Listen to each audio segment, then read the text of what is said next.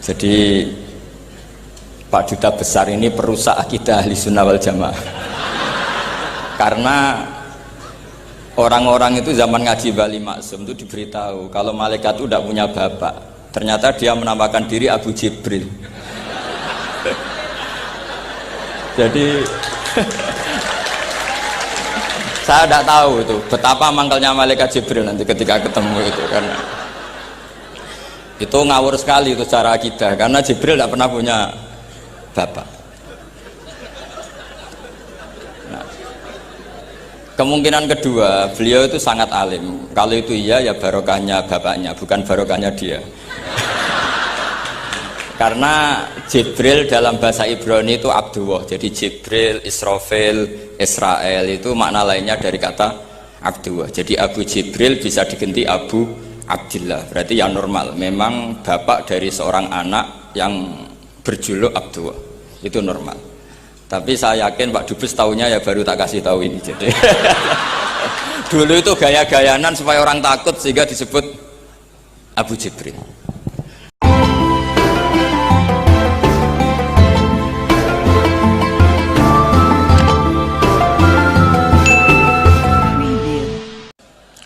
Bismillahirrahmanirrahim. Allahumma sholli wa sallim ala sayyidina Maulana Muhammadin wa ala alihi washabihi asma'in nama ba'du.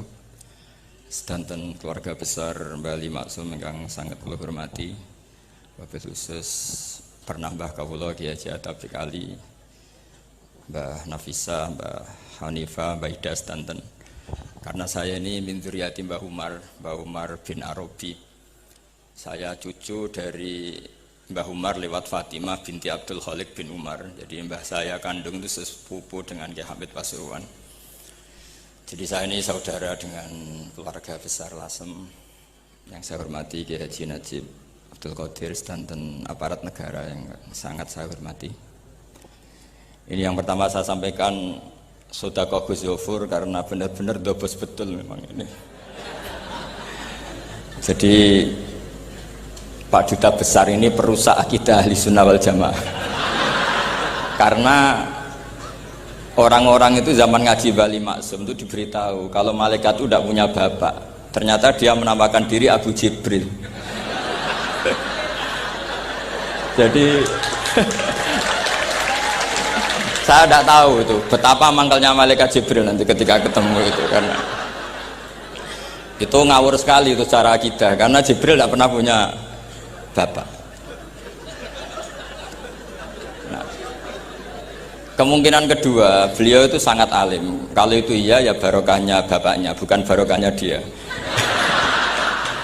Karena Jibril dalam bahasa Ibrani itu Abdullah. Jadi Jibril, Israfil, Israel itu makna lainnya dari kata Abdullah. Jadi Abu Jibril bisa diganti Abu Abdillah. Berarti ya normal. Memang bapak dari seorang anak yang berjuluk Abdullah itu normal.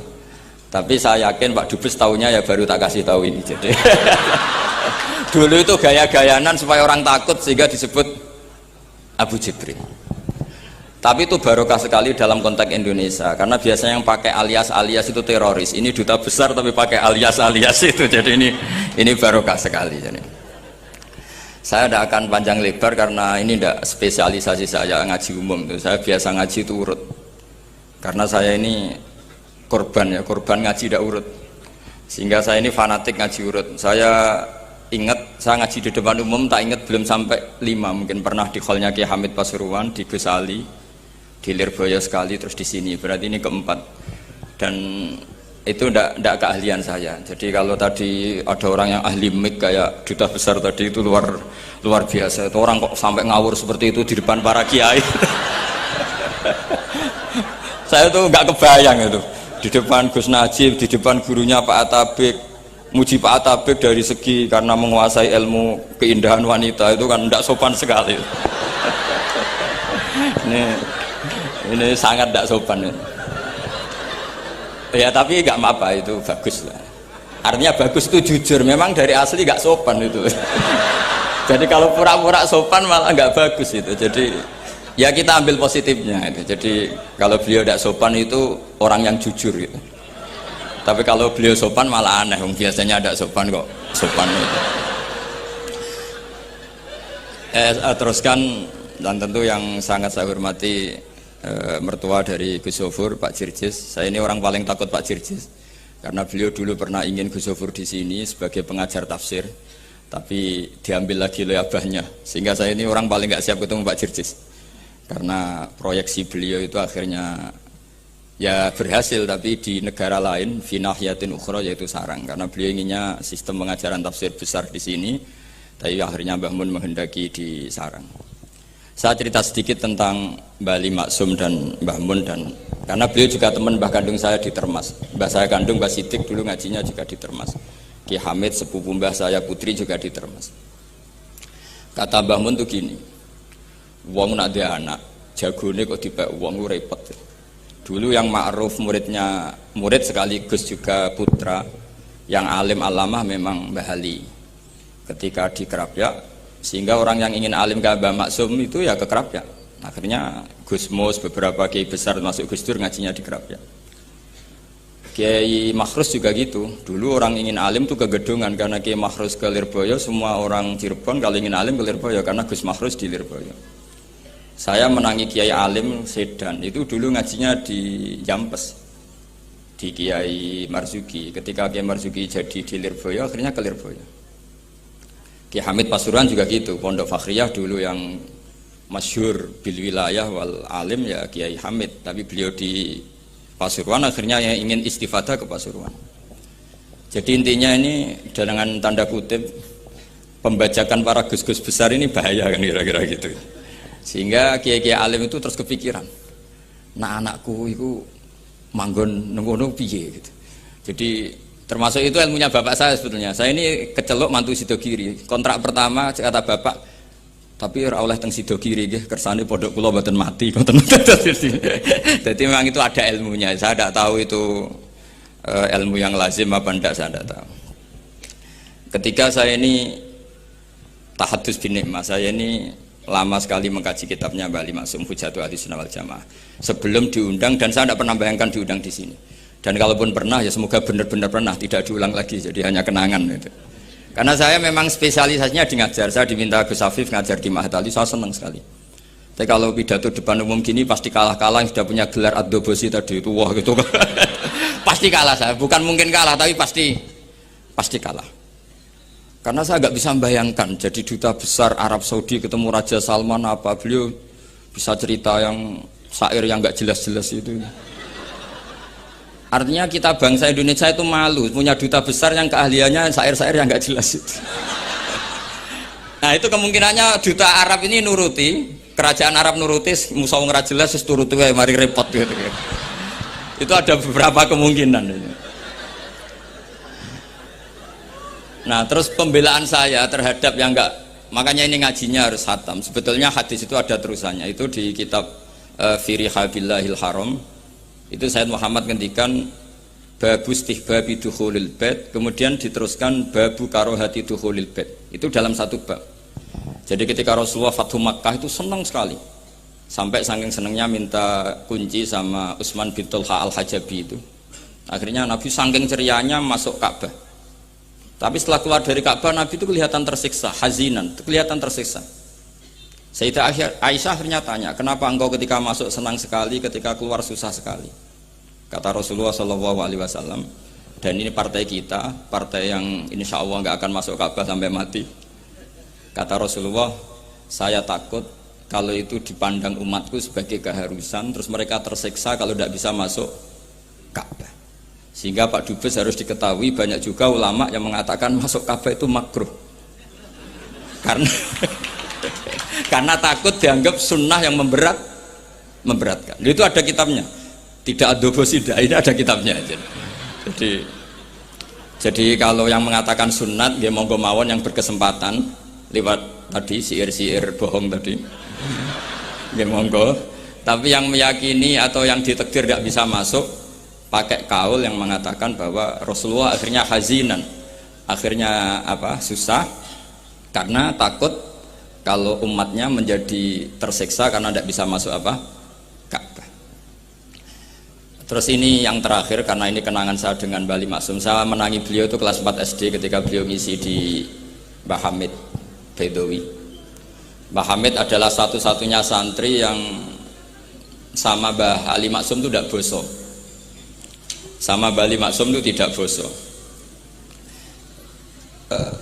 Kenangan saya sama Mbah Ali Maksum ketika beliau di Lasem itu sampai Gus Mus pernah ngendikan, Kang Hamid, aku itu paling ra cocok mbek sampean, ambek guru kok ora boso. Karena sama Mbah Ali Maksum itu tidak boso.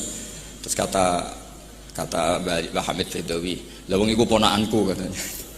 Jadi memang Kiai Hamid Bedawi itu di silsilah nasab Lasem itu paling sepuh. Karena Hamid itu langsung bin Bedawi. Nah, Mbak Bedawi itu punya Mbak Yu kandung namanya Maimunah. Itu yang dapat Mbak Umar. Umar melahirkan Abdullah, melahirkan Mbak Hamid Pasuruan. Di antara adik-adiknya Mbak Abdullah ada yang namanya Kiai Haji Abdul Khalik, itu buyut saya. Jadi tiba paling guri saya. Yang saya kenang dari Mbah Ali Maksum itu dari murid-muridnya, dan saya menyaksikan sendiri, itu seneng guyon. Karena itu menurut saya filosofi yang luar biasa. Orang sampai ingin maksiat itu saya pakai sampai ketemu Allah Subhanahu wa taala. Orang itu nganti cari kesenangan dengan maksiat karena tidak nyaman dengan taat. Sehingga kiai-kiai alim termasuk Mbah Ali Maksum, Mbah Mun, bapak saya, semuanya itu seneng guyon. Supaya orang itu nyaman dengan kiai, nyaman dengan taat. Sehingga nggak perlu seneng dengan yang maksiat. Tapi sekarang banyak orang membawa Islam itu dengan keras. Saya masih ingat wasiatnya bapak, hak kena ngaji guyon ae, wong wis bingung mikir utang katanya gitu ya. Dan Mbah Ali Maksum itu masyhur seneng guyon.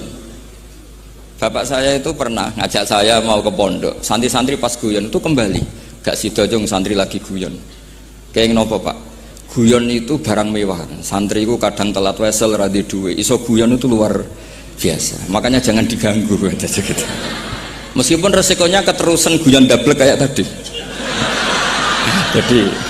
jadi itu sanad itu, jadi itu sanad yang luar biasa. Jadi sebetulnya guyon tadi ada filosofi yang luar biasa supaya orang itu farah bitaat atau farah bima ahallahu. Sehingga ada ayat qul bi fadlillah wa bi rahmati fa bidzalika falyafrahu. Sehingga orang itu tidak perlu seneng lewat maksiat, hura-hura lewat maksiat. Kita cium tangannya Mbah Maksum sudah seneng, cium tangannya Mbah Ali seneng. Itu santri kalau ketemu Mbah Hamid nyium tangan, itu lebih seneng ketimbang nyium tangan artis. Karena kalau nyium tangan artis, astagfirullah kan, mesti itu tersiksa. Tapi kalau nyium tangannya Mbah Hamid itu dikenang sepanjang masa. Ini yang harus kita gerakkan fi zamanil akhir. Jadi orang harus terbiasa seneng bitaat. Saya itu kalau sudah belajar tafsir misalnya, karena itu sesuatu yang saya tekuni. Saya belajar tafsir tidak lazim ya, tidak pakai kitab tafsir terus, tidak, seringnya pakai fikih. Ya karena saya punya guru Mbah Maimun adalah putra Ki Zubair Al-Faqih. Saya punya guru bapak saya sendiri, punya guru-guru wali. Jadi saya ini punya jalur ulama, punya jalur wali. Sehingga kemungkinannya saya itu kalau nggak ulama ya wali atau gaduh-gaduh nggak jelas itu karena saking banyaknya itu. Dalam ilmu yang diajarkan Mbah Mun, diajarkan tentu beliau punya sanad ke Said Alawi sampai Rasulullah, atau lewat Mbah Karim, Mbah Hashim juga sampai Rasulullah. Yang jelas gak lewat duta besar karena ini mengkotek itu bahaya kalau sanad lewat apa? Duta besar. Sanadnya begini, ada riwayat yang ditulis kitab Ihya, juga ditulis kitab Khilyatil Aulia, itu memang yang menopang perilaku duta besar tadi. Inna min khiyari umati kauman yadhakuna jahron min saati rahmatillah. Itu dalam kitab Khilyatul Aulia redaksinya malah inna min khiyari umati fi manabbani al malaul a'la kauman yadhakuna jahron min saati rahmatillah. Jadi termasuk umat-umatku yang pilihan adalah itu komunitas kaum yang kalau guyu itu buan terbanter itu. Sehingga saya khawatir duta besar tadi ngakak-ngakak gitu apa bagian dari kewaliannya ya gitu. Karena disebut khiyarul ummah, umat-umat apa? Pilihan. Meskipun kayaknya ndak juga, tapi ini cerita saja kan.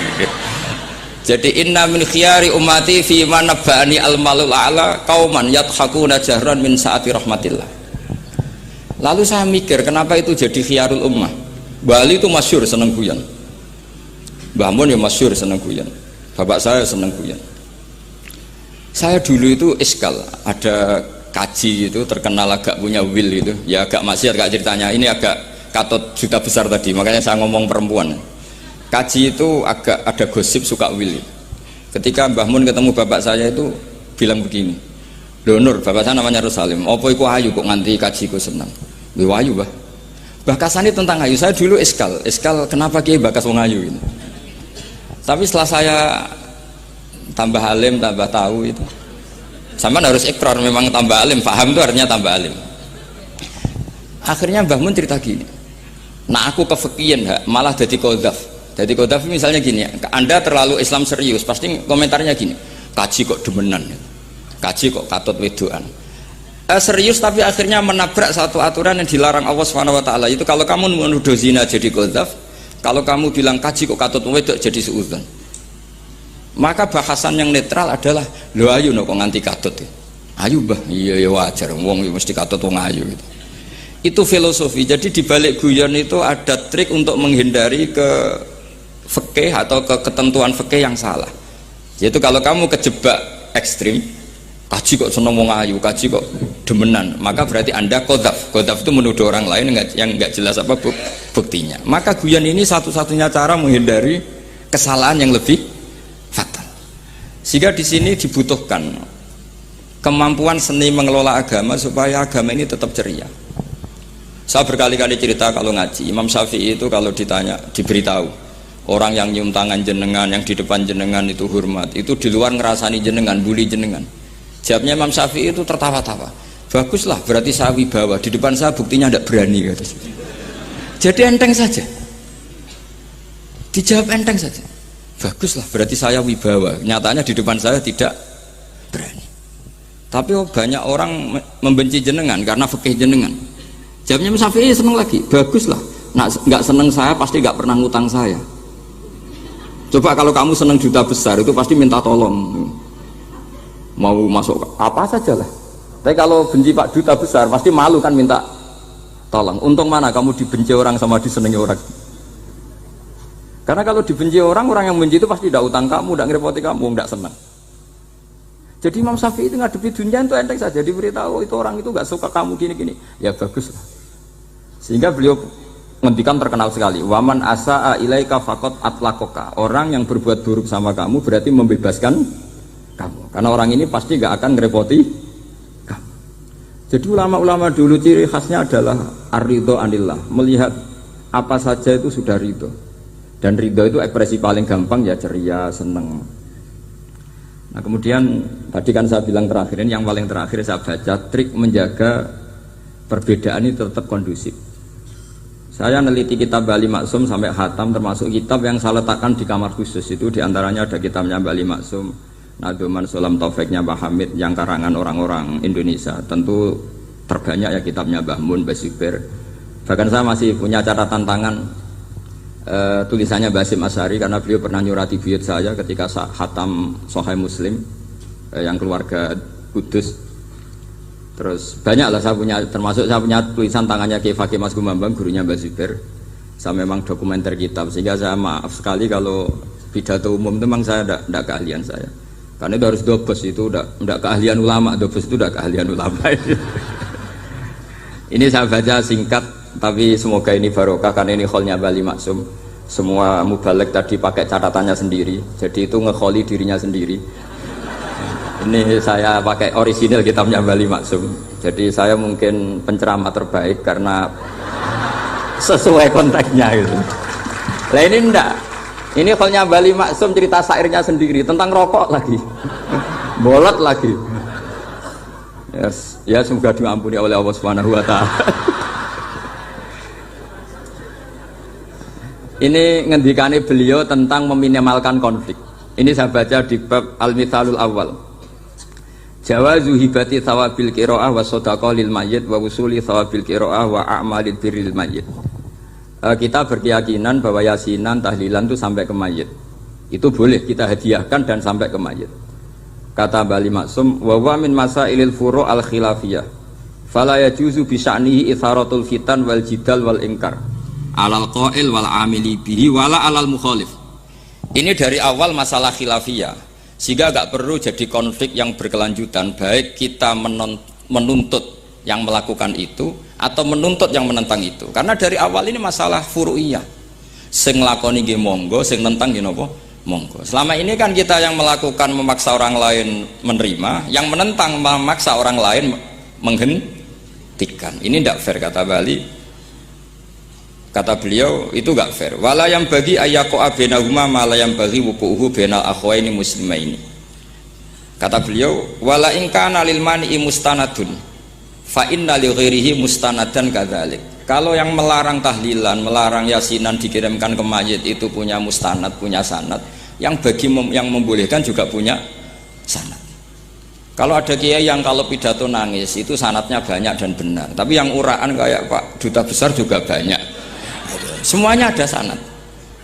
Jadi kata beliau sederhana saja, kalau al-mani'un, orang yang menolak itu punya sanad, kita yang membolehkan juga punya sanad. Tapi kata beliau dengan enteng, dengan ceria, ini masalah furu'iyah, nggak perlu jadi itsaratul fitan wal jidal wal khisam. Kata beliau nggak perlu jadi perdebatan. Makanya pesan saya sama santri-santri kerap ya, sebetulnya masalah kita ini tercerabut dari ilmu. Coba dari awal Anda katakan yang tidak kunut itu Abu Hanifah, yang kunut itu Imam Syafi'i, maka melihat orang tidak kunut itu keren karena Al-Hanafi, pengikut mazhab Hanafi. Yang kunut juga keren karena pengikut mazhab Syafi'i. Tapi kita tidak, di zaman akhir kunut dan tidak kunut ini jadi politik identitas. Sehingga yang nggak kunut itu Muhammadiyah misalnya, yang kunut itu NU. Mana ada Basim Asy'ari sebagai mujaddid atau mujtahid yang mengharuskan kunut, atau Ahmad Dahlan yang melarang apa? Kunut. Wong dua beliau sama-sama pernah ngaji Syekh Khotib Minangkabau, pernah ngaji Mbah Mahfud ketika di Mekah. Jadi cobalah ilmu itu diperkuat sehingga kita mengatakan kunut adalah sunat menurut Imam Syafi'i, tidak sunat menurut mazhab Abu Hanifah. Sehingga enak sekali karena kita berdasar ilmu. Menyangkut sawabul qiraah atau sawabu amalil khairi, apakah sampai ke mayat apa enggak? Ini kata beliau, kata Mbah Ali Maksum, beliau justru menukil Ibnu Taimiyah yang notabene sering dipakai dalil para orang-orang sana. Saya tidak tahu itu orang sana itu, Pak Duta itu yang tahu itu. Itu kalau ini mirip kitab Said Muhammad. Jadi Said Muhammad itu kalau istidlal sering pakai Ibnu Taimiyah karena itu yang dipakai mereka. Tapi ternyata Ibnu Taimiyah, qala Ibnu Taimiyah innal mayyit yantafi'u bi qiraatil Qur'an kama yantafi'u bil ibadah al maliyah minas shadaqah wa nahwiha. Terus faqala Ibnu Qayyim fi kitabir ruh afdalu ma yuhda ilal mayyit as-shadaqah wal istighfar wa du'a lahu wal hajju anhu. Artinya gini, kita sekarang ini tidak pernah kayak Bali Maksum pakai dalil jawazu ihda lil mayyit itu berdasar Ibnu Taimiyah dan Ibnu Qayyim. Kita seakan-akan Ibnu Taimiyah itu orang yang pasti melarang itu, sehingga kita itu terus mengatakan sing nyunatno tahlilan ku sopo, Mbah Hasim atau Mbah Fakih atau siapalah, meskipun riwayat ini mukhtalifah dari Mbah Hasim. Pertanyaannya adalah terus kesannya yang membolehkan itu hanya kiai lokal itu, kiai nasional itu. Padahal zaman Bali sudah mengajarkan kita yang membolehkan ihda'u a'malil khairi ilal mayyit, yang membolehkan hadiah Yasin, Fatihah, tahlil ke mayit itu adalah orang sekaliber Ibnu Taimiyah dan Ibnu Qayyim. Sehingga dengan kita pakai ilmiah yang diterapkan Bali Maksum, kita ini merasa orang keren, orang global, orang yang keren dah. Karena guru-guru kita Bali Maksum, Mbah Hamid biasa mentahlili, Mbah Munawir semua mentahlili guru-gurunya. Di level ulama global ada Ibnu Taimiyah dan Ibnu Qayyim.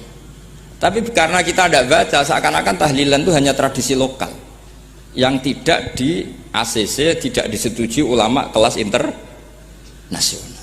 Padahal di sini jelas diceritakan Ibnu Taimiyah berpendapat qiraatul Quran yang dihadiahkan ke mayit atau tahlil itu boleh.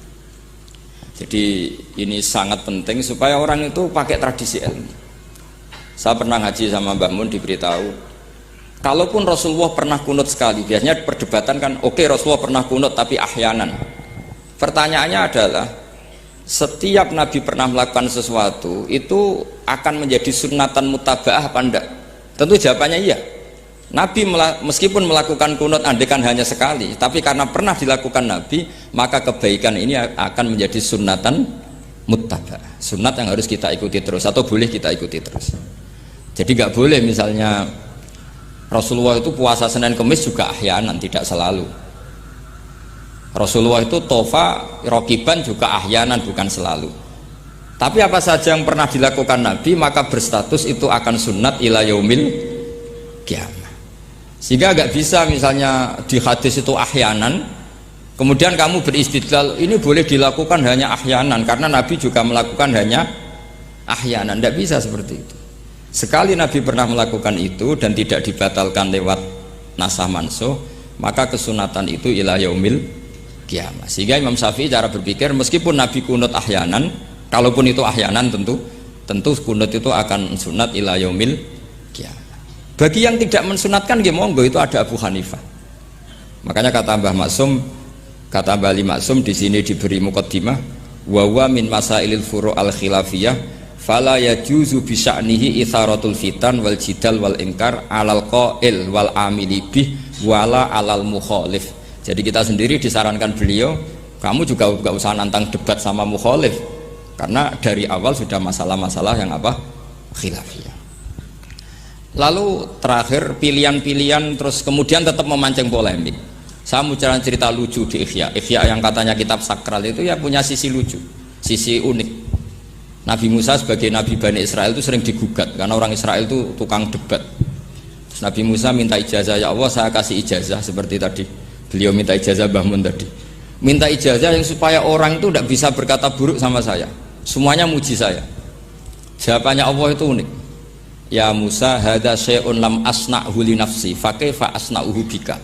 Aku pangerane sering disalahpahami pemeneh kowe katanya. Jadi makanya kalau ada orang bully beda faham itu biasa saja. Kata Allah hadza syai'un lam asna'hu li nafsi, itu sesuatu yang saya tidak melakukan untuk diri saya sendiri. Kata Allah saya ini Tuhan yang mengatakan saya punya anak ya banyak, yang anggap saya bakhil ya banyak, yang salah paham dengan saya banyak, padahal saya ini Tuhan. Kalau saya mau tak bungkam semua itu orang. Itu saja tidak saya lakukan. Apa menaiki terima Nabi. Makanya ini semoga ini saya gojlok Pak Duta Besar jadi pahala beliau. Karena diantara pahala itu disebabkan digojlok orang. Jadi kalau beliau tadi gojlok saya, sekarang tak balas kayaknya pasti menang saya karena beliau sudah tidak bisa ke panggung lagi. Yang jelas saya kagum, ya saya puji betul Gus Zofur ketika dari awal memberi gelar Ad-Dobosi tadi. Jangan lupa untuk tinggalkan komentar Anda dan klik like jika kalian suka. Silahkan share dan bagikan ke teman-teman Anda. Untuk berlangganan kami, silakan klik subscribe channel Ngaji Kiai. Wassalamualaikum warahmatullahi wabarakatuh.